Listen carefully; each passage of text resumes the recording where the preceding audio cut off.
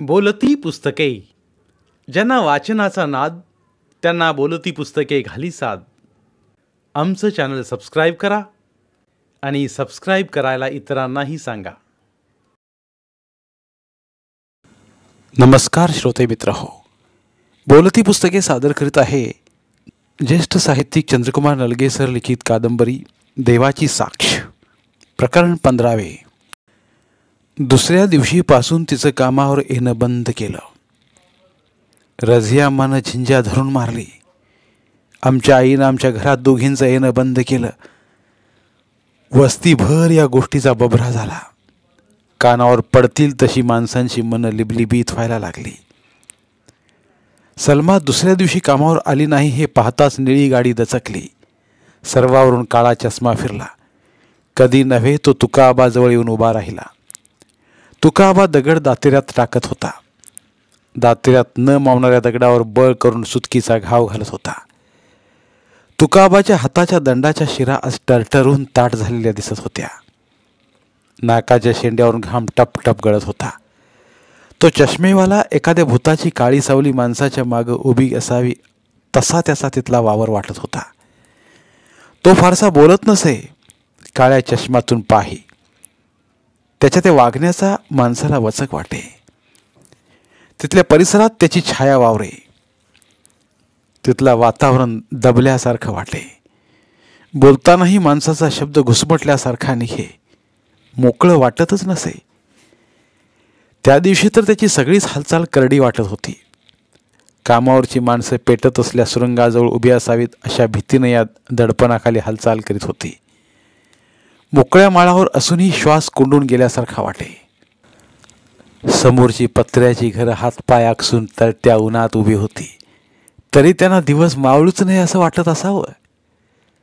रोज घष्टीनं वागणारा इंजिनचा driver Damu साऱ्या जगाच्या ओझ्याखाली वाकलेला दिसत होता. इंजिन थरथरत होतं. दातेरं कर्णकठू कर्कशत होतं. झोपड्यांचे पत्रे थरथरत होते. दगडांचं पीठ वातावरणाचं रूप बदलत होतं.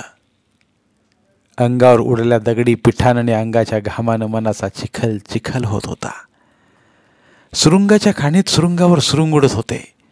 त्या स्फोटानं आकाशाचं दळ कोसळते की काय असं होत होतं. खाणीतलं नितळ काळं निळं पाणी गूढ आणि गूढ बनत होतं. खाणीच्या काठावरचं कावळ काटक्यात उरलेलं बाबळीचं झुडूप निळं आभाळ आणि काळं पाणी यांच्यामध्ये उभं होतं. पण त्याला आकाशाची सावली मिळत नव्हती की खाणीचं पाणी लावत नव्हतं. माझ्या डोक्यात विचार येऊन गेला. हे माळावरच्या माणसाचं पिशाच तर उभं नव्हतं. तिसऱ्या दिवशी निळ्या गाडीतनं काळा चष्मा उतरला. गरगर फिरला. तरतरत खोलीकडे गेला. संतापल्यासारखा वागत होता. त्यानं दामूला बोलावलं. दामूला काहीतरी करड्या सुरात सांगितलं. दामू इंजिनाकडे गेला. अचानक इंजिन बंद झालं. सारा धडधडाट एकाएकी थंडावला. कामावरच्या माणसांनी भयशंकेनं एकमेकांकडे पाहिलं. तेवढ्यात दामू आमच्याकडे दातेऱ्याच्या बाजूला येताना दिसला. त्याचा चेहरा पार उतरला होता. आला आणि तुकाआबाला म्हणाला,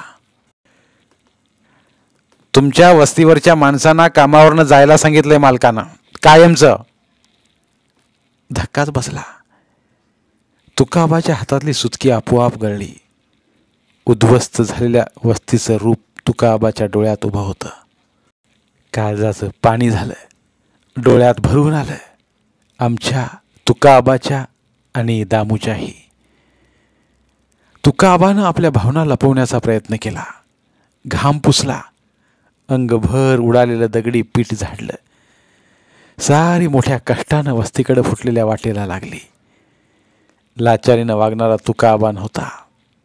भलतं मोल देऊन पोट जाळायचं नव्हतं म्हणून निमूटपणे वस्तीकडे वळला. नाहीतर नीती आणि अनिती रवरवाच्या नरकात ढकलून क्षणभंगूर सुखाच्या आभासाला भरून फसवे इमले उभारणारे थोडे नाहीत या जगात. पण आमच्या मातीनं आम्हाला तसं शिकवलं नव्हतं. शिवसुंदरच्या सोबतीत सत्य जगणारा तुकाआबा कैवल्याच्या पंढरीचा वारकरी होता. भल्यावर त्याची श्रद्धा होती. वनश्रीच्या पाना फुलांनी तुकाबाच्या मनाला आलेला मोहर या माळावर करफटून लागला, तरी बुक्क्यावरची निष्ठा ढळली नव्हती की खांद्यावरची भगवी पताका चळली नव्हती. पण चीड आणि भय या द्वंद्वात सापडलेलं तुकाबाचं मन पाहून माझ्या मनाला कातर लागली. मी निघालो तेव्हा दामूकडं पाहिलं. आता दामूची भेट व्हायची नाही म्हणून भावना हिंदोळल्या, डोळ्याच्या पापण्या ओलावल्या. दामू माझ्या खांद्यावर हात ठेवीत सद्गदित होऊन म्हणाला, सदा धीर धर, झालं ते वाईटच झालं, पण एक सांगतो, बऱ्यासाठीही हे पण घडलं. मी त्याच्याकडे पाहतच राहिलो. काय बोलावं कळेना. तोच म्हणाला, काळा चष्मा अत्यंत नीच दुष्ट जनावर आहे, जनावर. तुमची सुटका झाली, एकापर्यंत चांगलंच झालं. म्हणजे ती झोपडी दिसते तुला शेवटची, बोडक्या पडलेल्या चाळणी जवळची? हो तीच. त्या झोपडीत अशीच नवरा बायको राहत होती, पोट भरायला आलेली. मग ती दिसायला बऱ्यापैकी होती, पण वागायला चांगली होती. एकमेकावर माया करीत. आता नाहीत ती? नाहीत. असतील कशी? काळ्या चष्म्याची दुष्ट नजर त्यांच्यावर पडली. काय झालं? काळ्या चष्म्यानं डाव केला. नवऱ्याला सुरुंगाच्या खाणीत ठेवला, बायकोला इथं खडी भरायला, खोली स्वच्छ करायला. आणि बायको वाकड्या पावलाने येणारी नव्हती, निळ्या गाडीची मोहमाया तिला फसविणारी नव्हती, म्हणून त्यानं तिच्या आधाराला सुरुंग लावला. म्हणजे तिच्या नवऱ्याला सुरुंग पेटवायचं माहीत नव्हतं, त्याचा फायदा घेतला, त्याला सुरुंग लावायला लावला. तो ही सुरुंग पेटतो की नाही बघत तिथंच उभा राहिला. सुरुंगाचा भयंकर स्फोट झाला. तिचा नवरा गवसला, त्याच्या चिंधड्या उडताना दिसल्या. फारच वाईट झालं. एवढ्यावर भागत तर नशीब. तर त्यानं त्याच्या बायकोला आधार दिल्यागत केले. रात्रीचा दारू पिऊन तिच्या झोपड्यात शिरला. तिच्या आक्रोशानं झोपडीचं पत्र थरारलं. नराधमानं बळजुरी केली. टाचा घासून ती नवऱ्याच्या मागे गेली. बोलता बोलता सदाचा कंठ दाटून आला. त्याच्या गालावरून 2 थेंब घरघळले. माझ्या अंगात एकाएकी ताप भरल्यासारखं झालं. दामूचा हात सोडवत नव्हता. मोठ्या कष्टानं त्याच्यापासून दूर झालो. जाता जाता म्हटलं, दामू सांभाळून राहा. दामूने इकडं तिकडं पाहिलं. खडीच्या ढिगाड तसाच उभा राहिला. मी निघालो. जाता जाता त्या झोपडीकडे वळून पाहिलं. झोपड्यातल्या कामावरच्या बायका झोपड्यांच्या मागं आडोशाला उभं राहून आमच्याकडे पाहत होत्या. हातानं पालवत होत्या. डोळ्यांना पदर लावलं होतं. त्यांना आता पंढरीचा महिमा कोण सांगणार नव्हतं. त्या रोज माझ्याकडून कविता म्हणवून घेत, गोष्टी ऐकत. आता त्यांना गोष्टी कोण सांगणार होतं? कहाण्या कोण ऐकवणार होतं? एक एक जीवनाची कहाणी संपताना त्यांना पाहायला मिळत होती. ज्याच्या त्याच्या पायाखाली सुरुंग पेरलेच होते. येत्या वारीला तुका आबासंग साऱ्यांनी पंढरला जायचं ठरवलं होतं. त्या पंढरीच्या वारीलाच आता सुरुंग लागला होता. मी हात वर केला. पैरणीचा शेवट डोळ्याला लावला. वरच्या माळावर गेलो आणि मग एकामागून एक असे 2-3 सुरुंग उडाले. त्या स्फोटानं आकाश पाताळ हादरून गेलं. माळा माळानं वस्तीकडे धावत चाललेला वानरांचा कळप नजरेस पडला. पालखीची एक एक दोरी कापली जावी तसा तुकाबा चालला होता. विकल होऊन सूर्य माथ्यावर जळत उभा होता. लाह्या फुटाव्या अशी धरती तापली होती. अनवाणी पायानं चटके बसत होते, पोळत होते. तेवढ्यात वाऱ्यानं बोराटीची काट्यांची फांजर वाटेवर आली. त्याच वेळी माझा पाय फांजरीवर पडला. कळा मस्तकात आर पार शिरल्या. तसाच मातीत बसलो. माती चटके देत होती. बोचलेल्या काट्यांची कळ येत होती. तळपायात शिरल्या फांजरीकडे पाहिलं आणि डोळ्यात पाणी उभं राहिलं. कुणाला शिंक आली तरी त्याच्या काळजीनं ज्यांचे जीव फडफडत तीच माणसं एकमेकांबद्दल धुसफुसू लागली. शंका कुशंकांनी जळू लागली. एक चटक चांदणीसारख्या पुरीनं नको ते जीनं कपाळाला लावलं म्हणून सहाऱ्यांची नजर कुत्सितपणानं रझिया अम्माकडे पाहू लागली. तुका आबानं साऱ्यांना घरी बसवलं म्हणून त्याचा रोष तुका आबावर होता. कामधंदा नसल्यानं उपासमार होऊ लागली. हातात पैसा नसल्यानं जोशाच्या नानाच्या दुकानातनं उधार उसनवार बंद होऊ लागलं आणि त्यांच्याबद्दल उधार देत नाही, वक्त ओळखत नाही म्हणून सारे दात ओठ खाऊ लागले. दुकान जाळण्याची भाषा बोलू लागले. एकदा तर रात्रीचं दुकानावर दगड पडल्याचा भास नानांना झाला. चंदू मुकाशी कुणाला जुमानत नव्हता. त्याची थोडी चलती होती. लोक त्याच्या दारात जाऊन मदतीसाठी हात पसरीत. पण 4 पैसे खिशात खुळखुळत असल्यानं त्याच्या तोंडाला दारूचा वास यासायचा. तो सगळ्यांना तुच्छतेनं वागवी. लोकांच्या मनात तिरस्कार निर्माण झाला. जोशाचा नाना उधारी मागायला त्याच्या दारात गेला तर दारूच्या नशेत त्यानं नानाच्या दुकानाची किंमत विचारली. चंदू मुकाशी एक दिवस कारखान्याची गाडी घेऊन आला आणि उफाड्याच्या सलमाला घेऊन गेला. त्यानं तिला आपल्या जवळ ठेवली. तिला पुढं करून त्यानं कारखान्यावरची कसली कंत्राट मिळवली. वस्ती सोडून ती तिथेच राहू लागली. रझियाम्मा आरडली ओरडली. तुळजीच्या देवळात जाऊन झिंज्या उपटल्या. दुपार तिथला अंगारा उधळला. एक दिवस वस्ती सोडून कुठे गेली कळलंच नाही. वस्तीतनं 2 घरं उठली आणि बाकीच्यांच्या मनात उभं वारं सुटलं. तोंड कोरड पडली. डोळे पांढरं फट व्हायला लागले. 10 दिशांनी अग्नीचा वर्षाव चालत येताना दिसत होता. चंदू मुकाशी घरातलं सामान ट्रकात भरून न्यायला आला. तुका आबा पुढं झालं. त्यांचं मन तळमळलं. तो मोकाशाला म्हणाला, अरे चंदू, काय चालवलंयस हे? घरातलं सामान नेतोय. तुका आबा बोलला, तुला तिकडं राहायचं असेल तर राहा, पण घर घालवू नकस, वस्ती सोडू नकस. का का कसं सांगू? अरे तू गेलास कायमचा तर माणसांचा आधार तुटल. सुबतीनं जगणारी माणसं हवालदिल होतील. घडी विस्कटायला लागली तर गोरगरिबानं कसं जगायचं, कसं इथं राहायचं? त्यांनी जायचं तरी कुठं? माणूस उपासपोटी राहिलं तरी एकमेकांच्या आधारावर जगतंय. त्याच उमेदीनं आपण गाव सोडलं. गावाचं म्हणून एक नातं असतंय, त्यासाठी जगायचं. मरायचंही त्यासाठीच. मिळेल तसं जगू, मिळाली चतकोर वाटून खाऊ, पण मला या माळावर राहायचं नाही. नका राहूस, कुठंही कसंही राहा. तुझं घर सामान इथं असलं तर आम्हाला तूच असल्यासारखं वाटेल. एक जण निघाला तर बाकीच्यांना दिशा फाटल्यासारखं वाटेल. पण त्यानं सामान घरातनं बाहेर काढलं.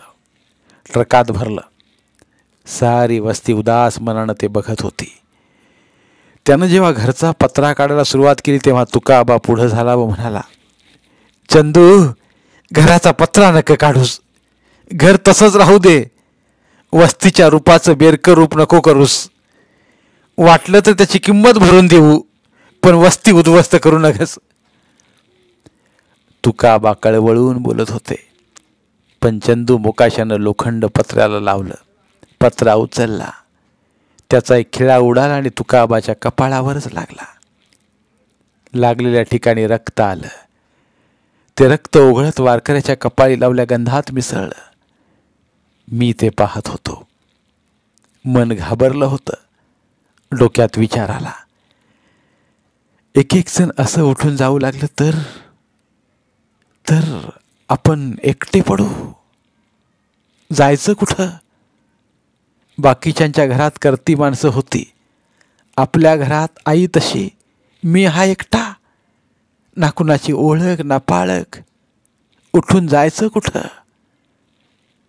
साराच अंधार, सारच जगड व्याळरूप. कुठं कुठं लांब जाणारी वाट, भीतीदायक, भयंकर. डोक्यातले प्रश्न वाढत गेले. सारे जग प्रश्नरूप वाटू लागलं. नजरच उद्ध्वस्त झाली. बाकीची माणसं उद्ध्वस्त होणारं हे घर भकास नजरेनं पाहत होती. कसली तरी धडधड काळजात होत होती. नजरेसमोर बघता बघता एक कलकोंडा वैरान भणभणीत माळ दिसू लागला. त्या माळावरील दात विचकणारी कवटी मला भेडसावू लागली. घरी परत गेलो तर आईनं चिंध्याचा बोचका सोडला होता. बोचक्यातला कुशीचा घुंचा घेऊन त्याकडे सुन्न नजरेनं पाहत बसली होती. मी कुशीचा घुंचा बघितला. भडभडून आलं. आईची मनस्थिती बिघडत चालली होती. डोक्यावर परिणाम झाल्यासारखी वागे. मनात आलं की आपल्याशीच विचार करीत बसे. तोंडातल्या तोंडात पुटपुटे. जुनं पानं काढून न्याहाळत बसे. शुद्धीवर असली की तिची नजर व्याकुळ झालेली दिसे. नानाची आठवण काड्याने रडत बसे. रजयामानं वस्ती सोडली. चंदू मुकाशानं पत्र उचकटून नेलं. तशी नानाची आठवण वाढायला लागली. घरातही काही उरलं नव्हतं. चूल पेटे न पेटे.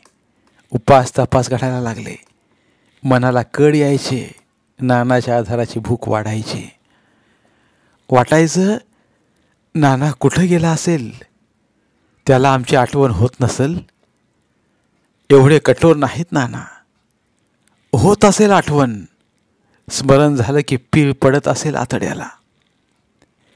त्यानं तरी किती मुकेस कड सोसावे. काय खात असेल. थंडी वाऱ्याचं दुःख कुणाजवळ बोलत असेल. भूक लागली तर कोण त्याचं मन समजणार. आईला मला पत्ता माहीत असता तर भेटलो असतो. न का येईना घरी. डोळं भरून तरी पाहिलं असतं. आधार वाटला असता. आता कोण आम्हाला वाली. कुणाच्या जीवावर दिवस काढायचं. त्याला नसेल आमची चिंता. असेलही मग का नाही भेटत. त्याला तरी आमचा पत्ता माहिती आहे की नाही. कुणापासून तरी बऱ्या वाईटाचा निरोप द्यायचा. एकदा नाना भेटला तर त्याचे पाय धरीन. आम्हाला सोडून जाऊ नका म्हणून सांगेन. आज ना उद्या ही वस्ती 12 दिशांना फुटेल. असा विचार करी देवळीतल्या देवासमोर उभा राही. देवारात लोंबणारा वैजूचा पोपट हातात घे. खुंटीला अडकवलेलं धूळ माखलं दप्तर घे. वैजूची सरस्वती जुळवत राही. कामं नव्हती. पैसा नव्हता. धान्य नव्हतं. वस्तीत होती फक्त धूळ, वादळ, उपासमार, चिमण्या जीवांची चरफड, मोठ्या माणसांचे किविलवाने चेहरे, निस्तेज डोळे, भविष्यहीन नजरा, दैन्य, दुःख, दारिद्र्य आणि पोलिसांची फेरी.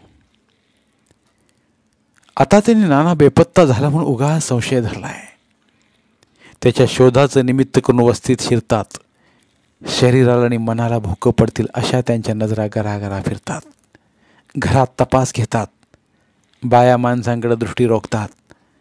वस्तीचा त्यांनी कोंडमारा चालवला होता. एक दिवस तर त्यांनी सगळी वस्तीच कोंडली. नानाला दाखवा म्हणून आम्हाला धारेवर धरलं. नाना हजर होत नव्हता. आमचा छळवाद सुटत नव्हता. पोलिसांचा बोलावता धनी वेगळाच असावा असा संशय यायला लागला. माणसं या ससेमिरानं वैतागली होती. घरात असलं की भुकेची आठवण व्हायची म्हणून नानांच्या दुकानात उभा राहू लागलो. जमली तर मदत करी. पुड्या बांधी तेवढाच वेळ जाई. नानाचं दुकानही पहिल्यासारखं चाललं नव्हतं. उधारीचा पैसा निखळत नव्हता. नवा माल भरायची भीती वाटत होती. बरीचशी खोकी रिकामी दिसत असल्याने एक अवकळा दुकानाला आली होती. नाना खिन्न होऊन बसलेले होते. एकदा नाना तुळजेच्या देवळाकडे देवदर्शनाला निघाले. मला म्हणाले, दुकानात जरा थांब, दर्शन घेऊन येतो. नाना गेले. मी एकटा दुकानची फळी सरोवर करून बसलो. टिकडेवरच्या पिंपरणीकडे पाहत सलमाची आठवण झाली. वाटलं बरं झालं सलमा गेली ते. चंदू मुकाशानं अनेकांना तिच्या जाळ्यात ओढलंय म्हणे. राजाच्या राणीसारखा तिचा थाटमाट. रघु कुंभारला कुणाच्या तरी गाडीतनं जाताना तिट्ट्यावर दिसली होती. पानही खाल्लं असं म्हणत होता. पान खाल्ल्यावर किती मोहक सुंदर लाल चुटूक दिसत असतील नाही तिचे ओठ. तिचं नशीब इथं असती तर देहमनानं आमच्यासारखी होरपळत झाली असती तिची. तिला रेशमी नाजूक मुलायम काया गोरा गोरा हात चांदण्यासारखं डोळं. मी तिच्या चांदण्यात मनानं उभा होतो. तेवढ्यात मागून कुणाचा तरी हात हातावर आला. मी पाहिलं तर काळसर काटकीसारखी बोटं हातावर घट्ट होत होती. वर बघितलं, तो नानांचाच खुळा मुलगा होता. काळसर रंगात विचकलेले दात भेसूर वाटत होते. त्याचे पिवळसर तांबसर डोळे विलक्षण बनले होते. तो पुढे सरत होता, हातावरची बोटं घट्ट करीत होता. तेवढ्यात मी हात झटकला. भीतीनं मागं सरत गेलो. तो पुढे येत होता भूतासारखा. आता याच्या हातून सुटका नाही असं वाटलं. जणू ती कवटीत जिवंत होऊन माझ्या अंगावर येत होती. एकदा त्याच्या पकडीत सापडलं तर मरणच. मगाशी क्षणार्धात त्याच्या कृश काटक्यासारखी हातातील ताकद अनुभवली होती. माया न लाभलेल्या भावनाहीन माणसाची पिसाट शक्ती खवळली तर. जीवाच्या करारानं मी ओरडलो, नाना! तिट्याकडून येणाऱ्या रघूच्या कानावर ही हाक गेली. तो धावत दुकानाकडे आला. खुळ्याची मिठी मला पडणार एवढ्यात रघूची दणकट मिठी त्याच्या भोवती पडली. मी सुटकेचा निश्वास टाकला. नानांच्या कानावर पुसटसा ओरडा गेला. तेही धावत आले. म्हणाले, जाताना दारला कडी घालायलाच विसरलो. रघुनं त्याला आत कोंबला, मागं वळला. तेवढ्यात खुळ्याच्या दाभणासारख्या बोटांनी त्याच्या पाठीवरच्या कुडत्याचा फारोळा काढलाच. लोंबणारा तो फारोळा बघून माझ्या काळजावरचाच ओरखडा गेल्यासारखा वाटला. रघुनं नानांना विचारलं, तुका आबा दिसला? देवळाच्या बाजूला गेल्यासारखे झालेत. रघु तिकडं निघाला. तिट्यावरनं आल्यावर बराच वेळ नानांशी बोलत थांबणारा रघु घाईघाईनं आज निघाला होता. मला जरा नवलच वाटलं. निघणाऱ्या रघुला नाना तरी म्हणालेच, आज गडबड. रघुच्या नजरेतली टाळात्रटा स्पष्ट दिसत होती. ती लपवत तो म्हणाला, नाही सहजच. मी त्याच्या पाठोपाठ देवळाच्या रोखानं निघालो. तुका आबा रघु दोघं देवळाच्या कोपऱ्यात बसले होते. काहीतरी त्यांचं बोलणं चालल्याचं मला जाणवलं. मी बाहेरच्या पायरीवर त्यांना न दिसेलचा बसलो. थोडं बाहेर थोडं आत लक्ष ठेवत पाय हलवत पायरीवर विसावलो. सहज विसावावं तसं. धन्यवाद. उर्वरित कादंबरी पुढील भागात. धन्यवाद. बोलती पुस्तके श्रोते मित्रांसाठी मराठी साहित्याचा खजिना फक्त 59 रुपयात. फक्त 59 रुपये माफक फी भरून आमच्या साहित्यरत्न या चॅनलचे सभासद व्हा व भरपूर मराठी ऑडिओ बुक्सचा आस्वाद घ्या.